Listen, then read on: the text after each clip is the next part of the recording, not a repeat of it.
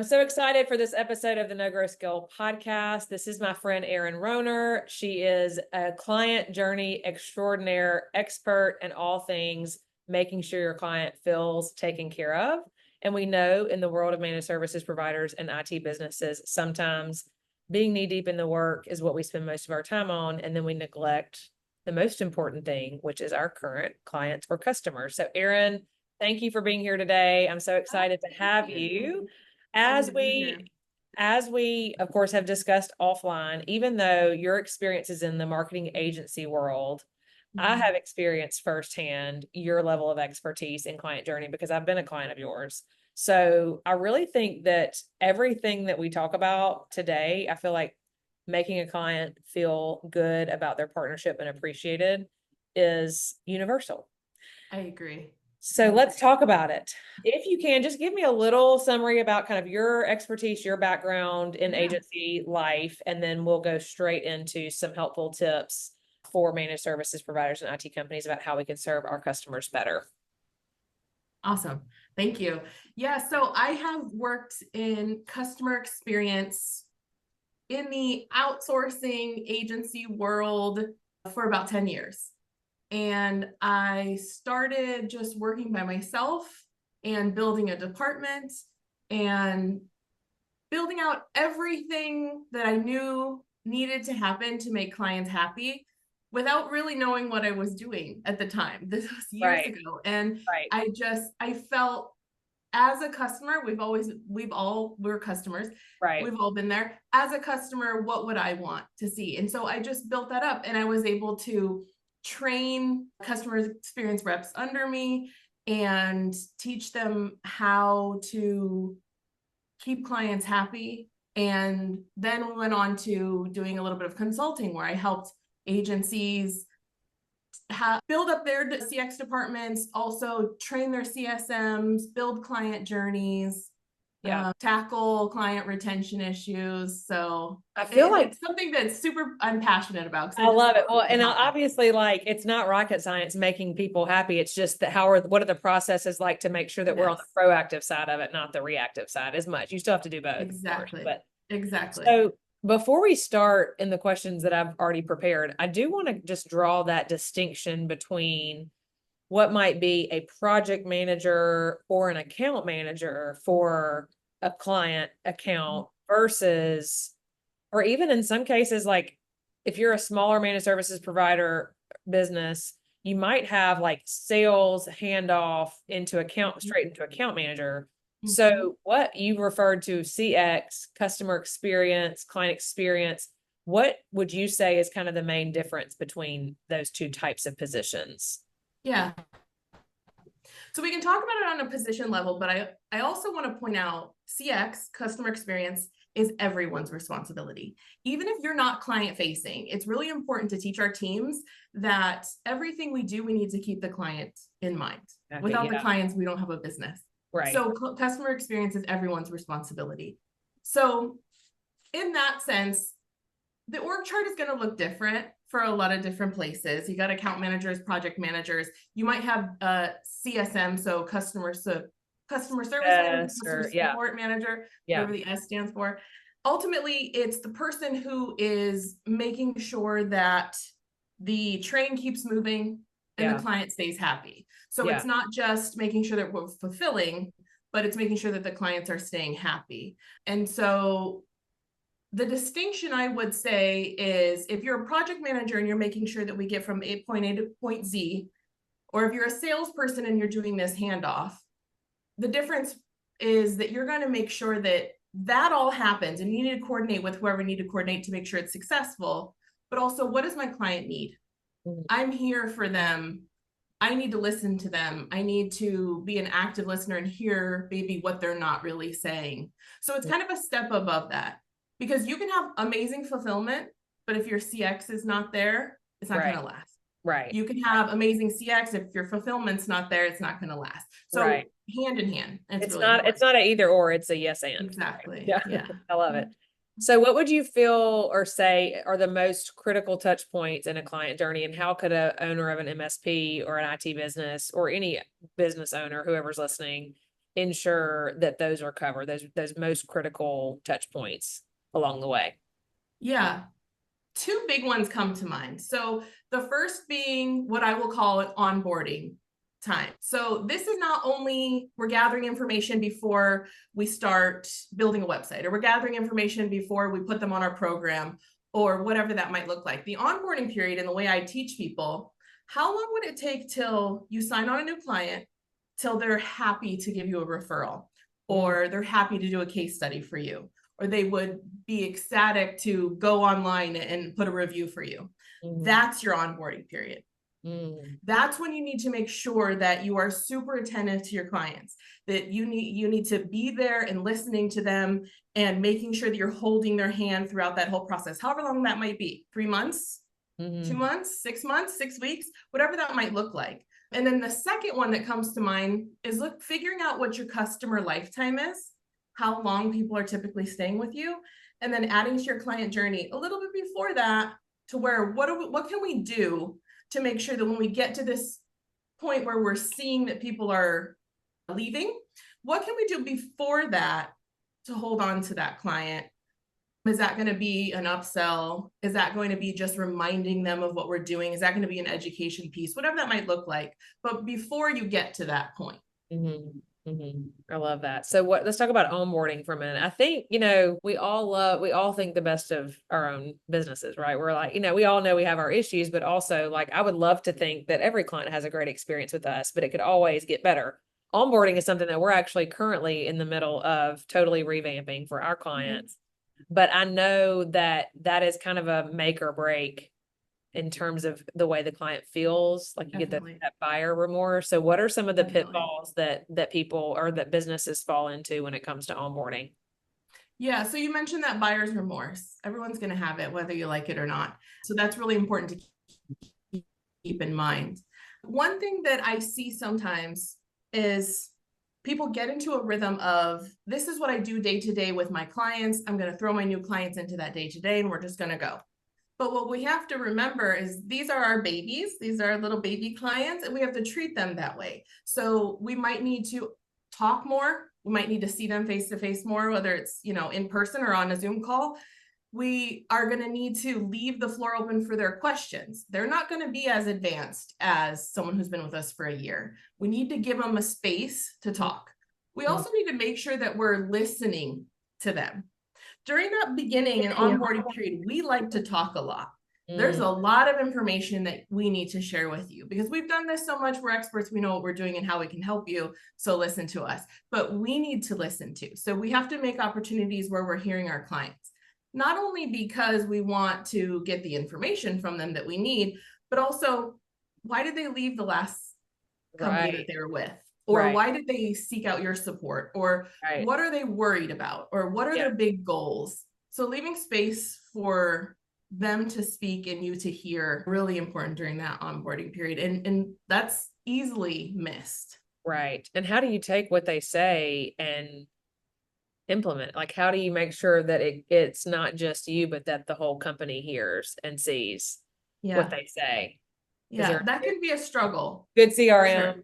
For sure. A good way to track it. But that's the thing, because being in sales, I have lots of conversations. Yes. And it is very important for my team to get that information from me before it escapes my brain, so in the same way. With those handoffs, that can be really challenging for sure. Yeah. My first thought goes to using tech and AI. So when we have these Zoom calls, you can add your note taker. Right. Or your read. Those are really beneficial. Also, having those handoff calls and having them pretty quickly after you have conversations are really important. Having a CRM where everything is documented. I also like systems. I've used Front before, but there's a lot of other ones that saves the information so I can type in and look and see what conversations maybe Laura had with this client. But one of the biggest things is making sure, so you have all this information. I mentioned a CRM in a place, but whoever's connecting with a client, so if it's your account manager, have it part of the process that they spend 5 minutes before getting on a call with a client to review this information so it's fresh for them. Because a client can tell us stuff, but if we're not doing anything with the information, Right. it's not going to go anywhere, and it's not going to help, and the client will still have the same frustrations, or they won't feel heard, or we Right. won't accomplish what we promised them, which is a really big problem. Right. So I would make that part of the account manager or CSM's task before a call, is just get caught up, because it Right. could be as something, you know, they had a baby recently. Your Right. account manager wants to know that and congratulate Right. them, or whatever that might be. Right. The personalization is so important. And so those key things, and taking the time to care about that. Yeah. I always think about like when I go see a physician that I haven't seen in a year for like a checkup or something, when they ask Yeah. me about my kids by name, or they, say something like that, like how good Yeah. it makes me feel, because they see so many patients and she doesn't remember Yes. likely my kids' names, but the fact that she took the time to do that Yeah, does really make a difference. for sure. Awesome.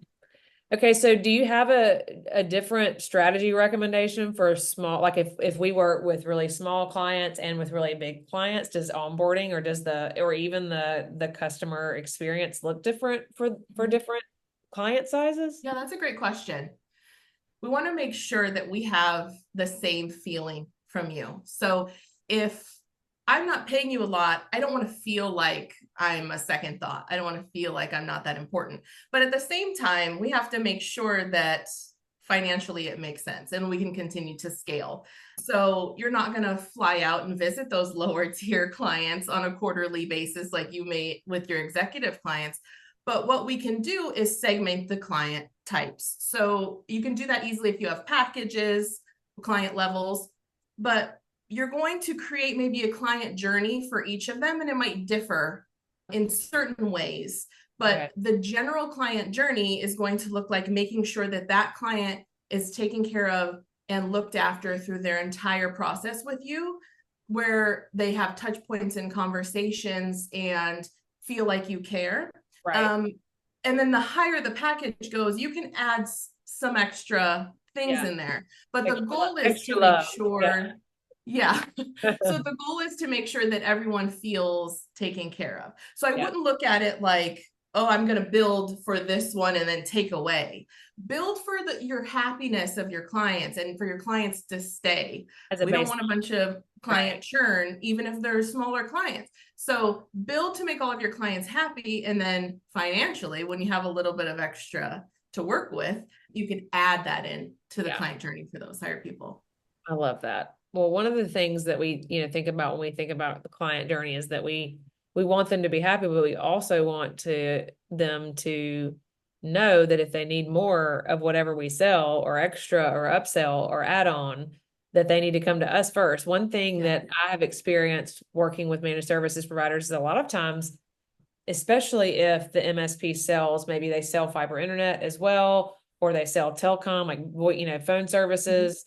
A lot of times they didn't even know that we offered this, which is so unfortunate, because then they go to another Mhm. provider, the provider gets their foot in the door, and then they obviously end up taking the business.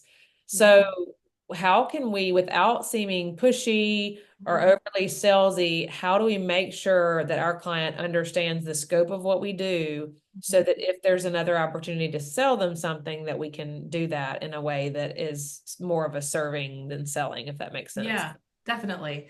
And I know that people that are in account manager positions or CSMs are not always comfortable with that sales Right, conversation. There's right, a reason that we're not in sales. right. So teaching your CSMs, your account managers, your project managers how to do this is really important piece. I think of two things when you say that. So the first thing is education. We want to make sure that we're offering education to our clients from the moment they start with us. And that can be something that's automated. So it doesn't have to take away from the team's time.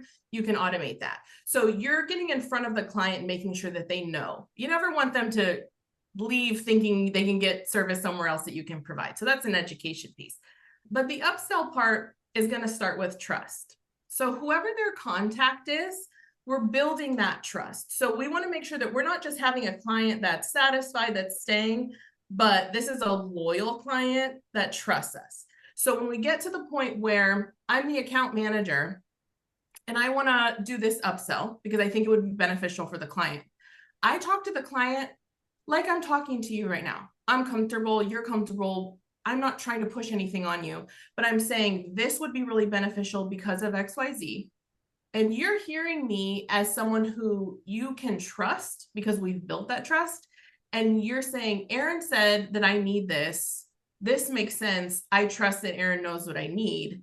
And so all of that can come from that level of trust that you really take the time to build, especially during that onboarding period that we talked about. Yeah. I think that's a really important piece to it, because it's easy to feel like you're being pushed into something, but if you feel that the person has your best interest at heart, it's not going to be uncomfortable. You're not going to feel like they just want my money, Right. because that trust is there. And I think, if I have bad news for a client, which I'm not perfect, no one's perfect, our company's not perfect. I think that having that built that relationship and having had successes along the way make the disappointments not quite so disappointing. So, if you have that good relationship. So, especially in the event of a managed services provider or telecom company, that we have outages, we have disruptions of service, security incidents. So, what would be some examples of what a managed services provider could do to maintain, to make sure that if something like that does happen, that we're in a good, I know you said onboarding, but like some other things that maybe we can do to make sure that we can keep the clients. we're securing that relationship. Yeah, that's a good question, especially followed up with the loyalty conversation, because that's a really important piece. If they believe that the company that they're working with has this taken care of, and I don't need to worry because I know that they're going to take care of it, that's going to make a huge difference. Yeah. So it makes me think of too, when I was in my 20s, I got in a car accident on the freeway in Southern California, which was terrifying. I had only had my car for 4 months. It was a new car to me, and it ended up being totaled. Well, the car insurance that I had, they were so great. When I had that first call with them, I'm really shooken up. They were so kind. They weren't asking me questions and making me answer things and making me think about what I've done wrong. I was rear-ended, so I didn't do anything wrong.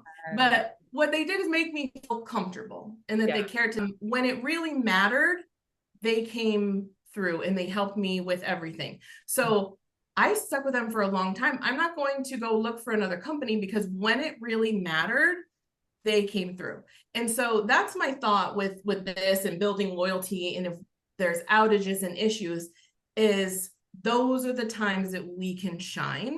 Yeah. And so if we're very attentive to our customers, don't go silent.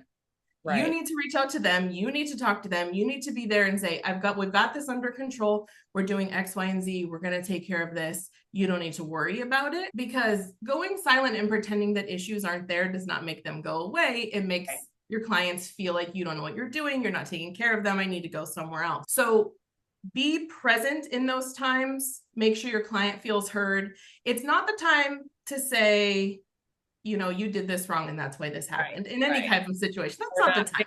There's education time for that. Make them feel heard, make them feel like you're taking care of it, because during those other times, that's when someone else is in their ear, this company can do this. I have this, when a friend's talking to them, I work with this company who's really great. You should consider switching to them.